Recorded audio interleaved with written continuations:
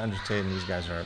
How much did the Muslim religion have influence over you? I have so much respect for it because I respect anybody who says what they mean and means what they say. And I feel like they're the only religion who do. I feel like every other religion is so wishy-washy that it doesn't mean anything anymore. It's time, Andrew. It's it, time. Come on, brother. Come and brother. Join the Ummah. Look who's here, huh?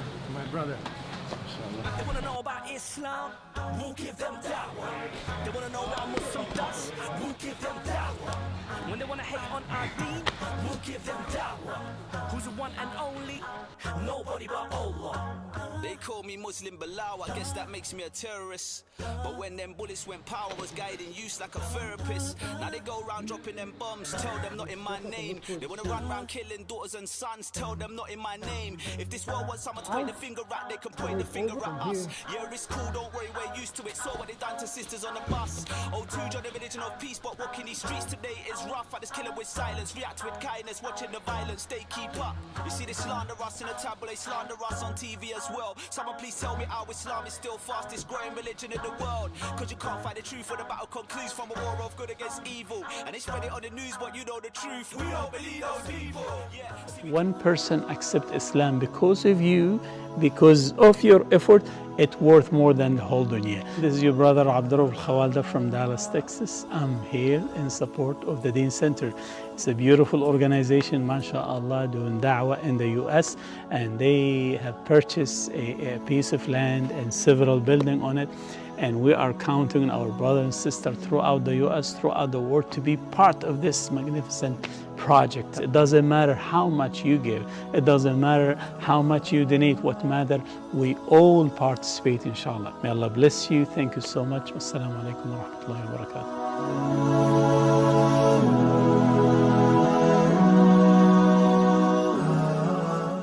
Assalamu alaikum. How you guys doing? Guess who's here? My brother Gabriel Romaani. Romario. How you doing? How you doing, brother?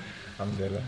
Yeah. So we just finished some training, trying to motivate you guys by you seeing us train. Inshallah, you get off the couch, stop drinking Coca-Cola, Pepsi, 7-Up, and all them sugary drinks, and get your body right, get your mind right, get your deen right. That's right.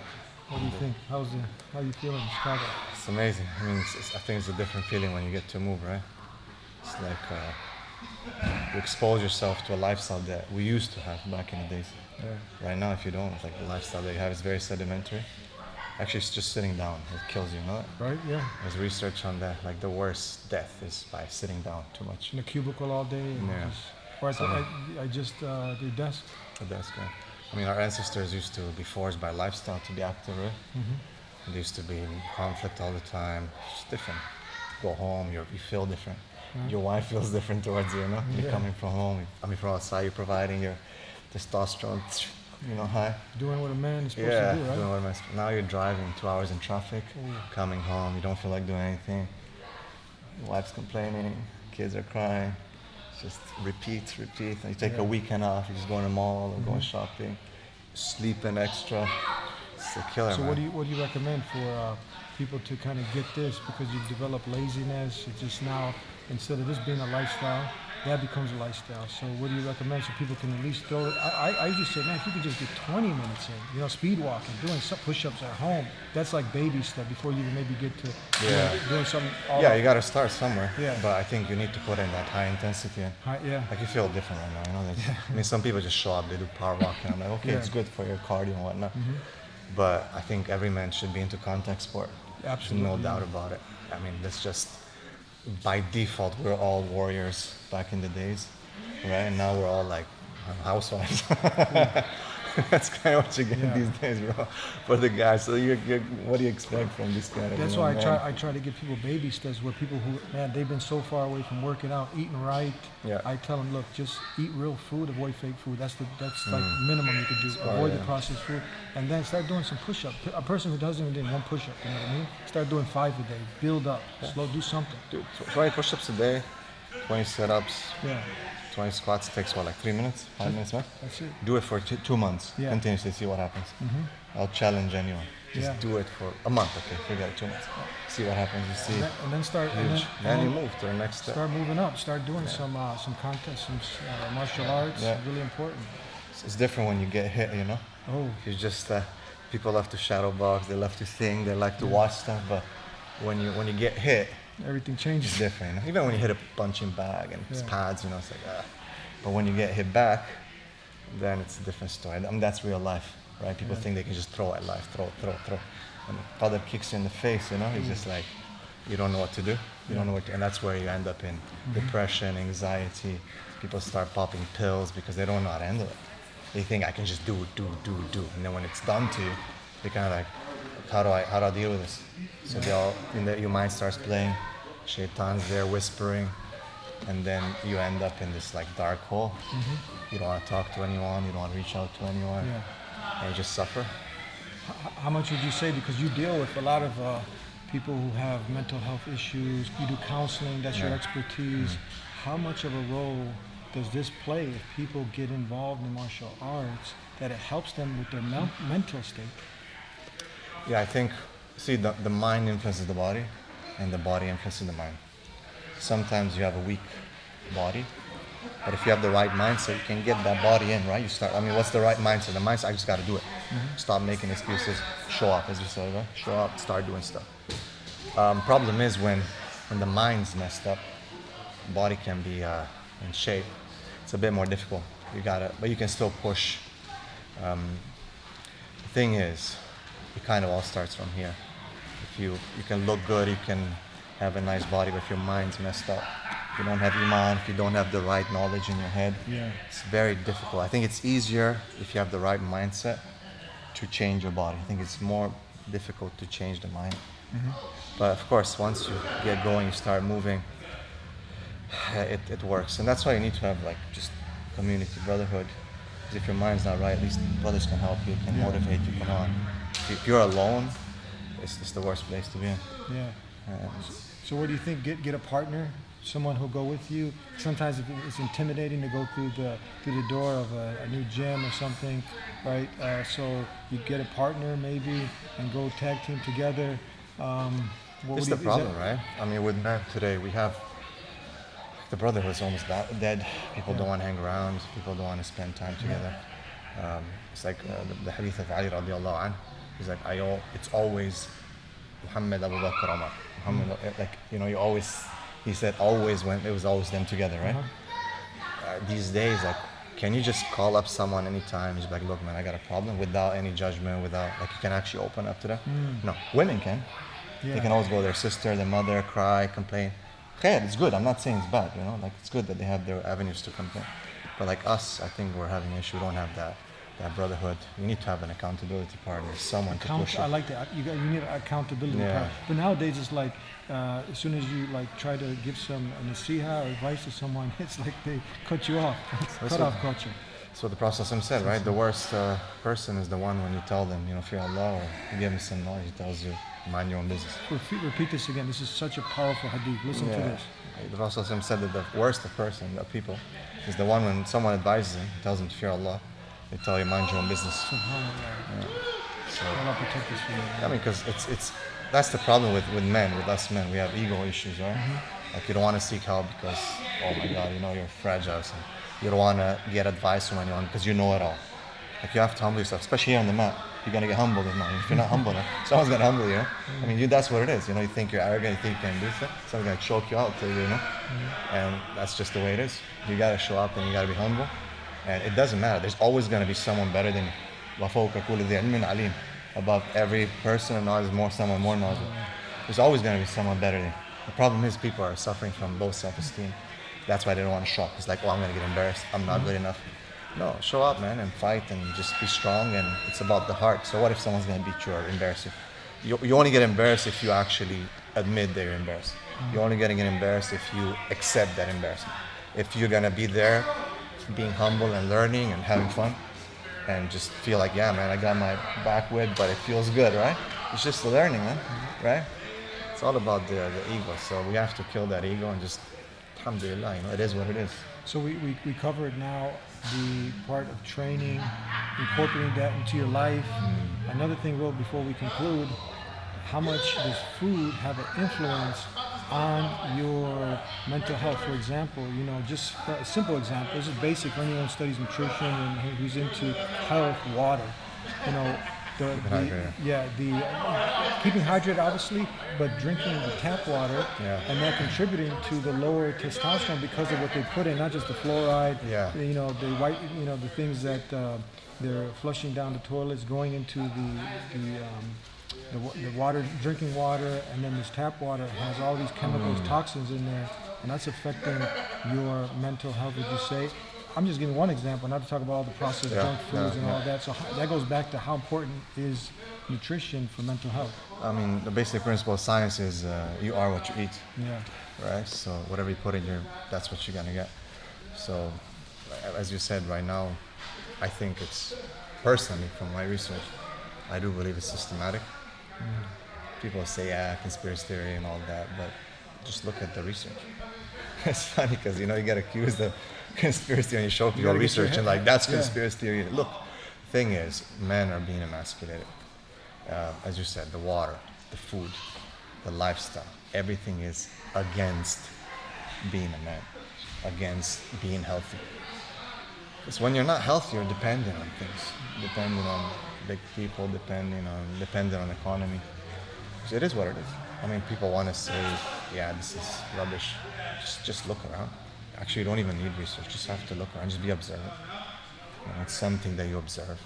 I mean, we're at the highest level of technology, healthcare, and still we're dying from obesity, cancer, you name it. Why? You know, like literally in the world, in the history of the world, we are at the best time right now when it comes to the resources that are available. They were dying out. Testosterone levels are at the lowest. Sperm counts are at the lowest. That's, wow. What do you want?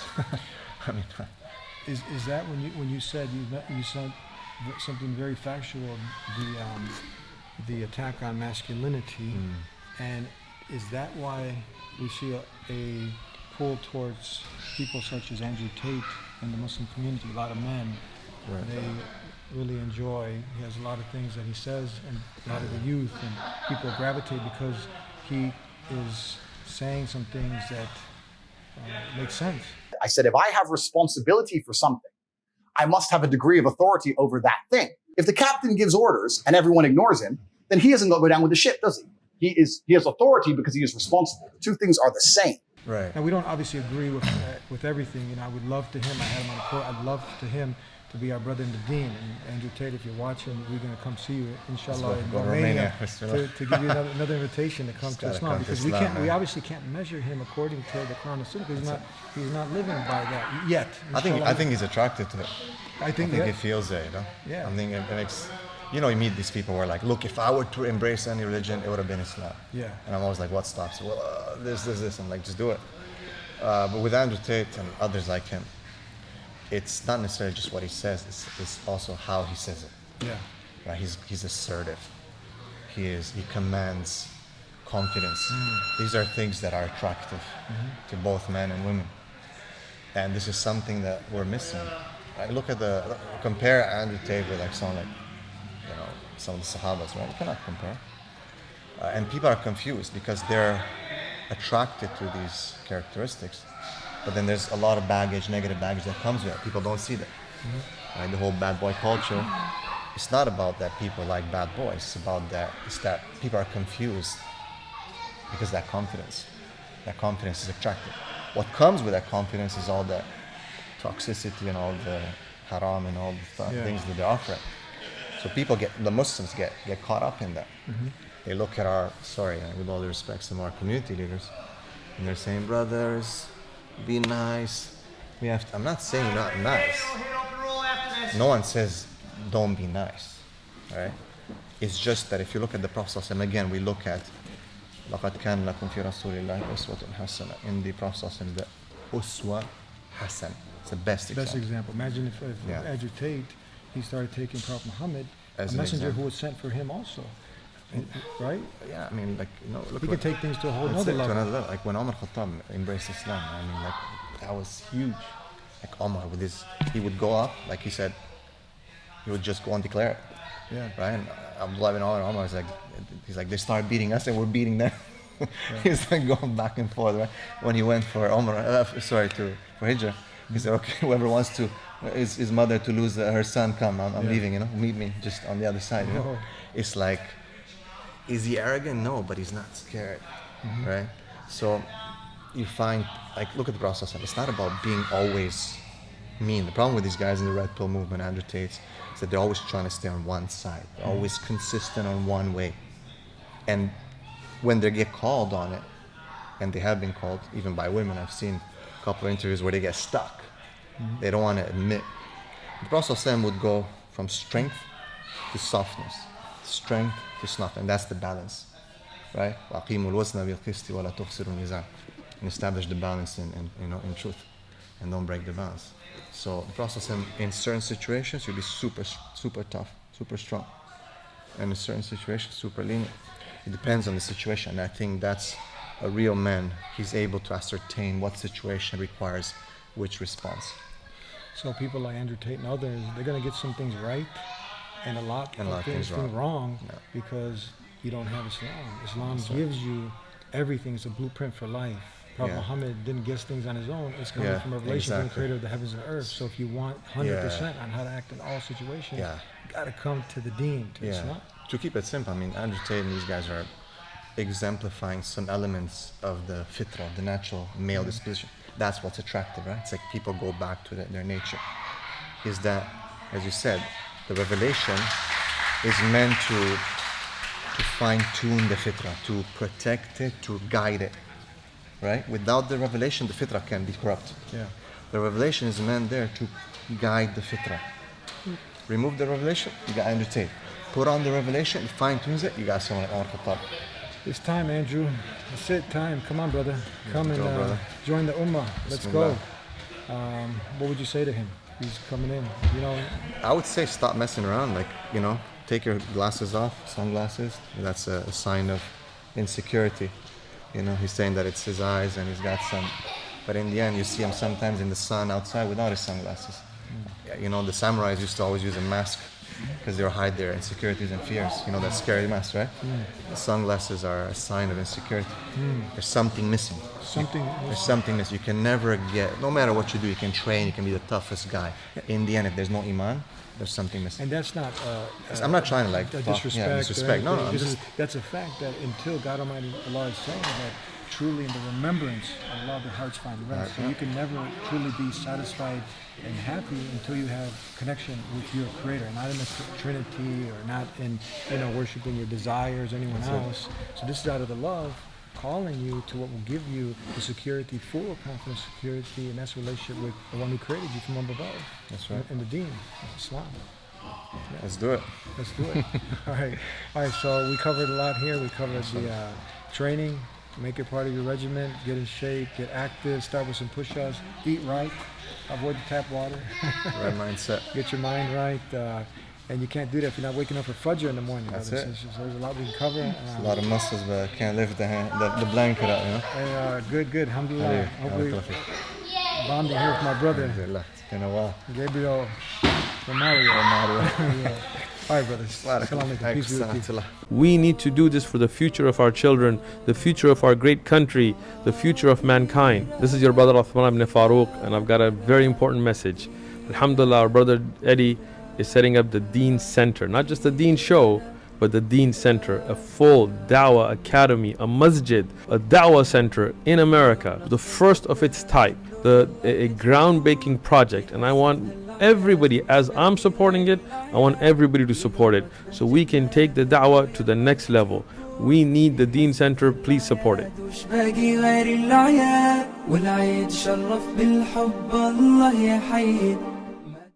I cannot leave without giving you a gift. If you're not yet Muslim and you're tuning in to see what these Muslims are talking about and you like a free copy of the Quran, go ahead and visit TheDeenShow.com. We'll take care of the postage and everything and get it delivered to you. And if you still have some questions about Islam, call us at 1-800-662-4752. We'll see you next time. Until then, peace be with you. Assalamu alaikum. And if you like this episode of The Deen Show, like this video, share this video far and wide,